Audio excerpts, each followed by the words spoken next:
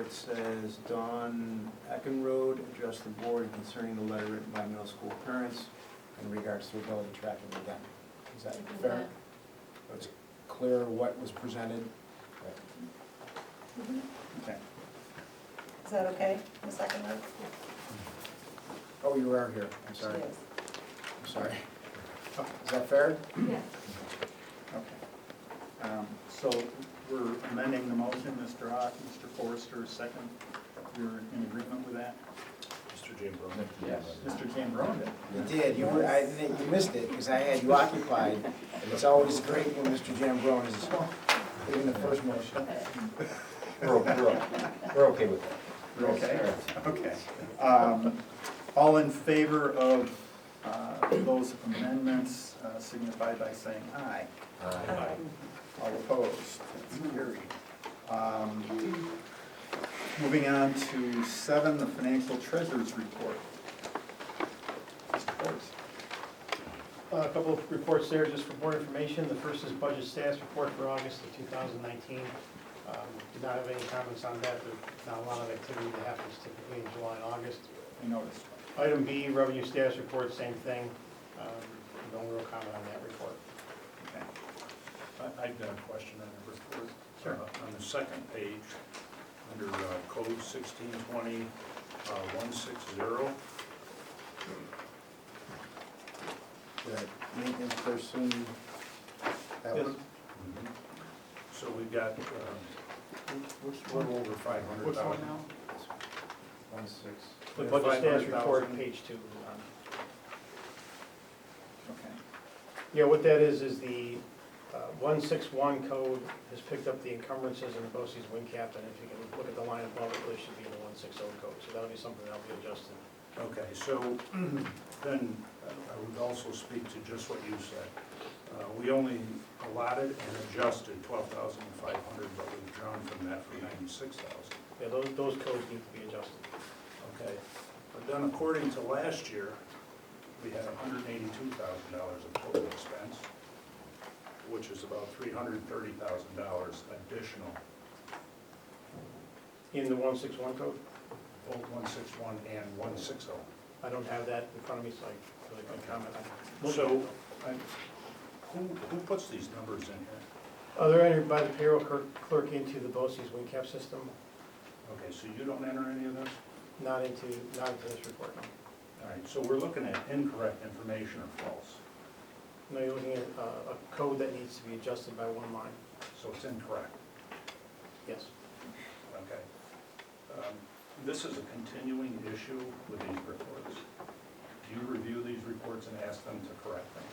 Typically, I make the corrections at the end of the year in the codes that I know need to be corrected. BOCES services would be one of those, because oftentimes there's codes that are changed during the year either by BOCES or myself. So I typically go through them at the end of the year that way. All right, so we shouldn't look at this during the year because it's not corrected until the end of the year? It's very easy for me to make those corrections by month instead of doing it as a lump sum at the end. If you'd like me to do that, that no problem.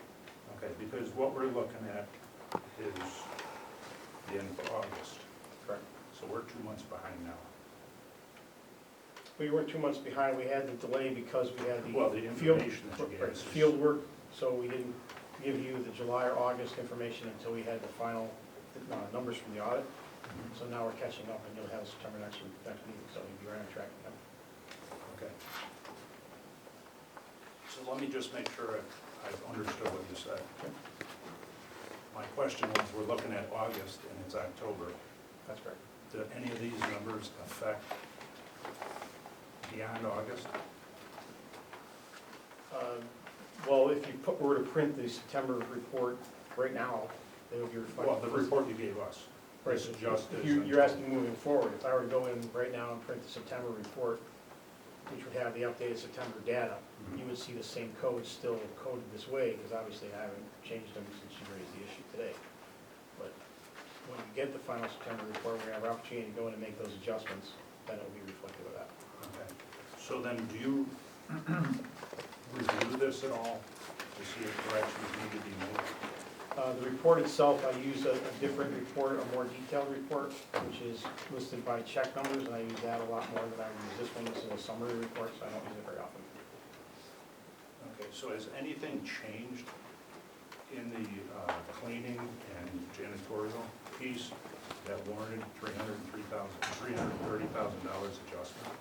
I would have to look at that adjustment to see what it is, but typically from last year to this year, you've got the same number of staff, the same salary plus their contract adjustment, so say 3% on top of that, or 4%, whatever the number was.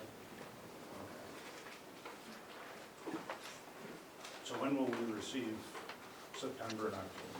You'll receive September at the next board meeting, and then And it'll be back, October? it'll be November 5th, because you can't do the reports for the month until you get the bank statements, which is typically around the 12th of the month. So we have September data available to us, so you'll have that for November 5th, and then we're back on track with it. Thank you. Can I ask you a question? Is it possible, Mr. Forbes, for you to give the board an update on where we are in this year's budget at our next meeting? Yes. I think that there's a desire to start our budget preparation process much earlier than we have in the past. And I think it's important for the board to have an up-to-date look at where we are in our appropriations. Okay? Thank you. Okay, we've got 7C, which is to review and approve the treasurer's report for August 2019. Can I have a motion to bring that to the floor? So, I wasn't sure if Mr. Chamberlain was. Digging? No. Ms. Yeger, and Ms. Palafortna, second that. Any comments on the treasurer's report for August? Hearing nothing, all those in favor signify by saying aye. Aye. All opposed? Next, we have 7D, approved salary for tax collector Kathy Wright, with a salary of $8,663.05 for the 2019 school year. Can I have a motion to bring that to the floor, please? Mr. Forrester in a second. Second. Mr. Hawk. Any comments, questions, concerns? Seeing none, all those in favor signify by saying aye. Aye. All opposed? Thank you. Next, we have personnel, item number 8A, which is pulled out of the consent agenda. We need a motion to amend a motion made a year ago to appoint Timothy Kecklemeyer to a full-time 7.5-hour per day, 10-month per year position. Can I have a motion to bring that to the floor, please? So moved. Ms. Gegenschatz, in a second. Second. Mr. Johnson. Good in. You're neck and neck, Mr. Chamberlain.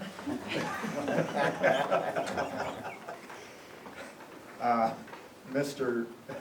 Certisio. Yeah, in our ongoing internal audit of our HR functionality, we discovered that we made an error in the manner in which we appointed Mr. Kacklemeyer. And it's really a point of semantics. Since there is not yet a civil service exam, he can only be appointed provisionally, not a probationary manner. Once he takes the civil service test and is reachable, top 3, then the appointment would turn over to probationary. So it's one of those things that we caught as we took a deeper look into some of those things that we're all learning as a team. Apologize for the error a year plus ago, but we're getting much better at learning all of these intricacies of civil service. Thank you. Do we, Any questions? I was just gonna ask, do we know when the exam is? Or is that not been said Spring yet? at the earliest, is that correct, Ms. Slagle? Yes, they anticipate it will be spring. If he doesn't score within the top 3, does he still remain? I'm hearing through civil service that, when somebody doesn't score within the top 3, then we have to take who's in the top 3. Is that the truth, or is that? That is accurate. They need to be, it's called reachable, and that is within the top 3. I do know that as a veteran, one time in his career, he has the opportunity to add 10 points to his score. decision after, I believe, after the assessment, after the exam. I used that in college.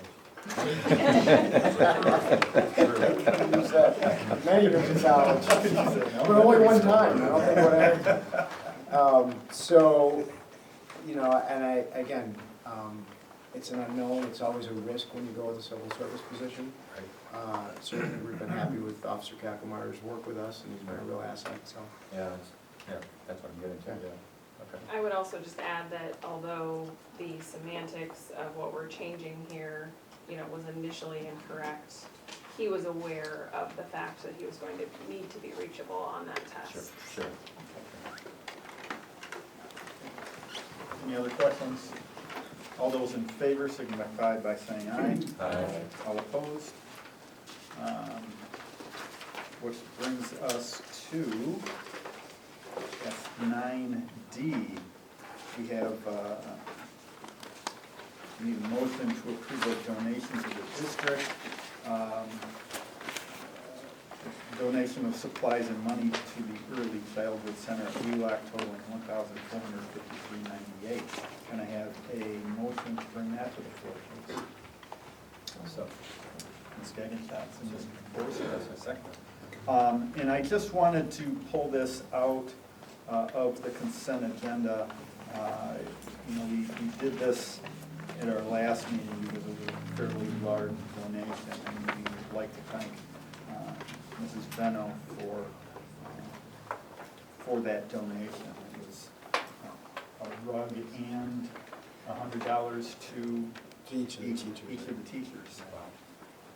Which is very, very impressive. Any questions?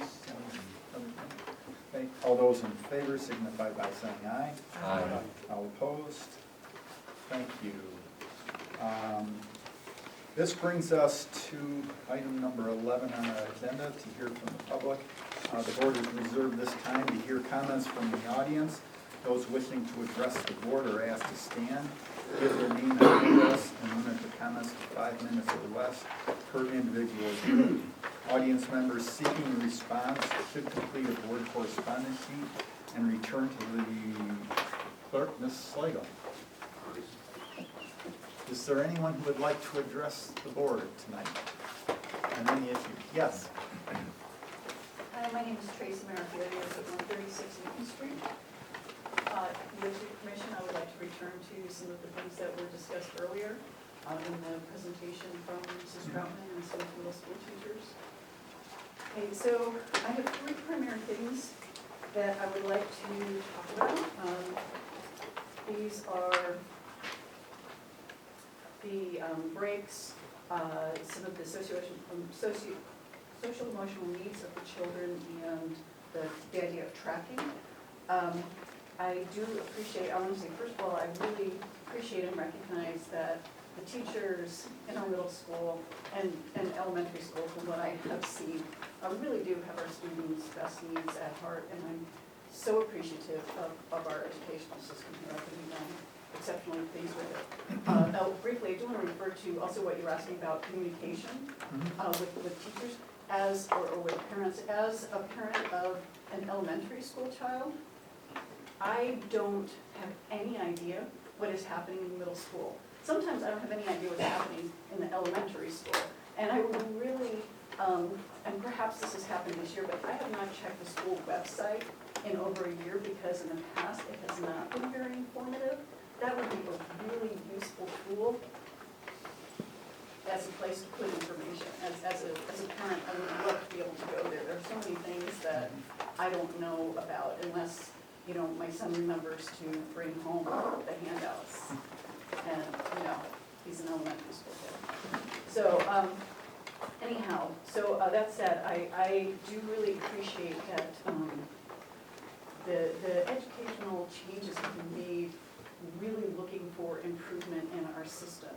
And I'm very sympathetic to the need to, or the desire to want to have more time in the classroom. I'm an educator. I know how valuable every minute in the classroom is.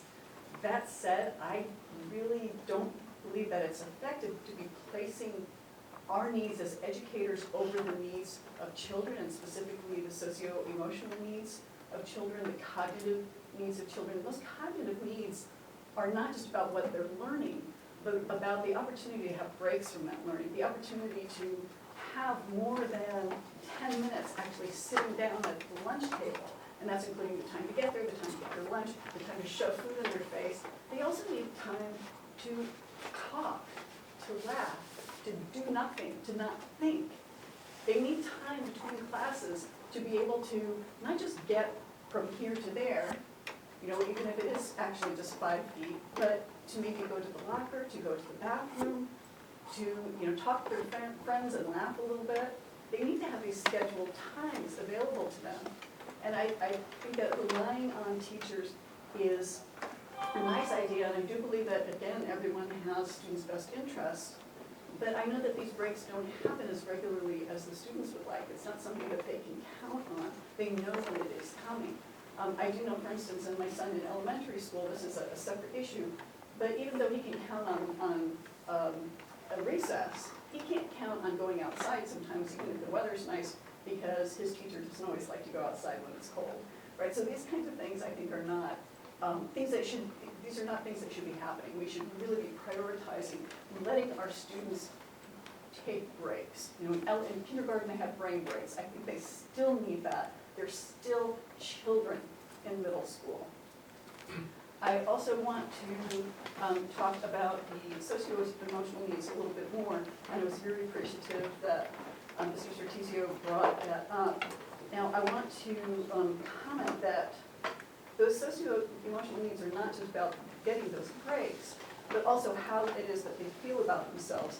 And if we're putting students into tracks, whether we're calling it ability tracking or some other kind of tracking, students still know that they are being labeled, because they are. If they're being told that you are across the board, and perhaps I'm misunderstanding how these tracks work, and I really hope that I am. I'd like to hear if that's the case. I know this is not a question-answer thing. But if students are told that across the board, you are in the lower level track, or you are in the middle level track, or the upper level track, they're being labeled. And those labels are damaging regardless of what level. Students, I was really appreciative of the teachers talking about, well, this is how we address the particular needs of these particular class of students. I don't have a problem with diversified classrooms. That can be really beneficial for everyone. But the students should not be always in lower level classes just because perhaps they're not as good at math. They might be excellent in music, or they might be excellent in ELA or some of the other subjects. And so tracks across the board are damaging. Targeted teaching is fantastic. And I don't think that those two things should be conflated. The final thing, I think that's the final thing. I probably have far more to say. I have lots and lots of notes. But I do want to end again with just an appreciation for the teachers and the school system and all of you for taking the time for doing this. Thank you. Thank you. Is there anyone else who would like to address the board? Tracy really, Christy spoke my concerns as well. I just kind of want to reiterate that this is tracking. There's absolutely tracking going on. You have made some great points. There's a lot of wonderful things that you want to accomplish, and that's great. Change is critical. We always need to move forward. We're asking you to get rid of the tracking. Do this with mixed classes. And the other thing with the parent communication, I don't know what happened to the robocall, because we get a robocall for everything under the sun. And that's probably the biggest thing that went wrong with the notification about the meetings, before school started, the orientation meetings for the middle school. And also thank you for the wonderful teachers, because obviously you're very committed to be sitting here for 2.5 hours plus. That's critical, and my kids have had some amazing teachers through the year. Thank you. Is there anyone else who would like to address the board? I'm Andy Ludwig. I live at 30 Ryan Place. You mentioned the March meeting. I was at the March meeting. I'm going to say a couple of things that I said at the March meeting. First of all, it's obvious at the March meeting, it's obvious at this meeting. We have wonderful teachers in the middle school. I'm so proud of these teachers. I hired a lot of them, worked with them for decades. They want what's in the best interest of kids, okay? But the idea that maybe parents were remiss in finding out about these changes in the middle school is just wrong. I sat at this meeting in March. No one said students were going to be grouped together and moved together all day long. It was never mentioned. After the meeting, I emailed the board with some of my concerns. I can resend you the email. We have great parents here. They showed up. God bless them to sit here with questions and not be allowed to ask questions, but have you talk at them and reiterate over and over again how you're not doing something that you are. Okay, you've grouped these kids, they move together all day long. You talked about making an investment. You're right, it is an investment. It's an investment I was never able to make. As middle school principal, I would have loved to have had 4, 5, 6 more teachers. I could have put some of these very initiatives in place. We couldn't afford it at the time. That's what I kept being told. I had a science teacher kept asking me, why can't we have accelerated science in the middle school? Why do we have to send students to the high school? We didn't have the money to hire the teachers. You have a fantastic opportunity in front of you right now because you've hired the teachers. But now I'm hearing we might have to do a couple more overages. And you already have teacher aides teaching these success skill classes. It comes down to money. That's really what it comes down to. But I think you've got enough money to put in place a schedule where you don't have to track these kids and you can still provide these opportunities for all of our students, our brightest and our more challenged students. So I implore you to put your heads together, look at the schedule, address these parents' concerns. They're great parents. We got great teachers. Figure it out. Thank you. Is there anyone else who would like to address the board? Okay, we'll close that. On to announcements and board correspondence. The Board of Education received a card and letter of thanks from Gloria Hayes and the Fredonia Health Office for recent renovations to their health office suite. The next regular Board of Education meeting will be held Tuesday, November 5th at 6 p.m. right here in the high school library. With that, Ms. Troutman, do you have anything to add? I've talked enough tonight. Okay. Ms. Drollington? Today we had the Fredonia Fire Department do a little presentation for our kids, and they loved it. We were rained out of the touch truck event, but they're gonna bring the trucks back in the spring, so it'll be great. It's good. Mr. Forbes? Mr. Earl? Ms. Sligo? I have a few things. I apologize. I know it's been a long night. First off, thank you to Mrs. Troutman and her team for tonight's presentation. Also, thank you to the parents who have attended and have shared your thoughts and concerns as well. You know, we will get better moving forward. We'll do so together. A brief update on the Wall of Honor. I do appreciate your patience. I know we do have a couple of folks out there who've been brought up in public session that maybe should be considered. I anticipate we'll have the whole application materials and process to the Board Policy Committee in the next couple of days or couple of weeks.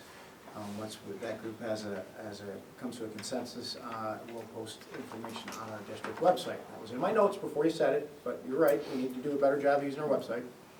Also, finally, I want all in attendance to be aware that a letter from me should be arriving in your mailboxes in the near future. The board will recall that we have adopted the Raptor visitor management system at all district buildings. Starting on November 1st, visitors to both campuses will need to present a government-issued ID such as a driver's license.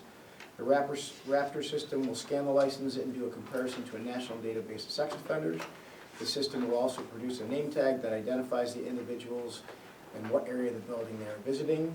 This is simply another security feature we are utilizing so that we can ensure the safety of our students and staff.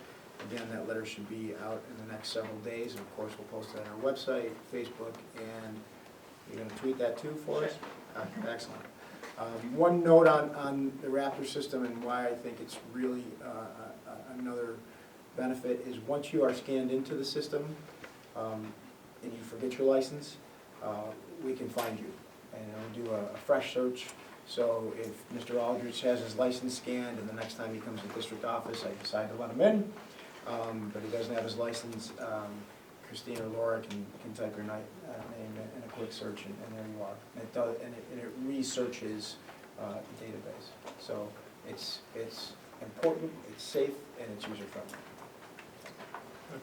We've started kind of a soft opening. It was Mr. Drillinger's idea at our different offices now, so when folks are coming in, we're asking for a license now. And, it will take a little bit for everyone to get accustomed to it, but it's well worth the effort. I have a question on that. You can ask me later. No, I just, should we give you as employees our license? No, you're already scanned, your Okay. fingerprint cleared. That was great. Mr. Zambrone, do you have anything you'd like to add? No, thank you. No? Mr. Hawk? I have one quick question. At the bottom of the bookshelves, for the last 2 months, there's been blinds sitting there. Is that where we're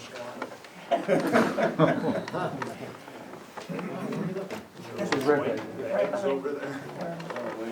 Yes, that's exactly where we're storing it. Okay. Thank you for pointing that out. As long as I'm clear on that. When are they being installed? More than likely, they're the ones that were scheduled for these windows here, which the library staff has asked to not be installed at this time, but because they were part of the original purchase, they're here. And we're still having discussion as to whether they're going to have installed or not. So how do we know they're not been damaged? I haven't inspected them, so I haven't no idea. Okay. Because if they were damaged, safely kept, not loosely laid, we may be able to go to the manufacturer, the shipper. But now that, we've had that sitting there like that,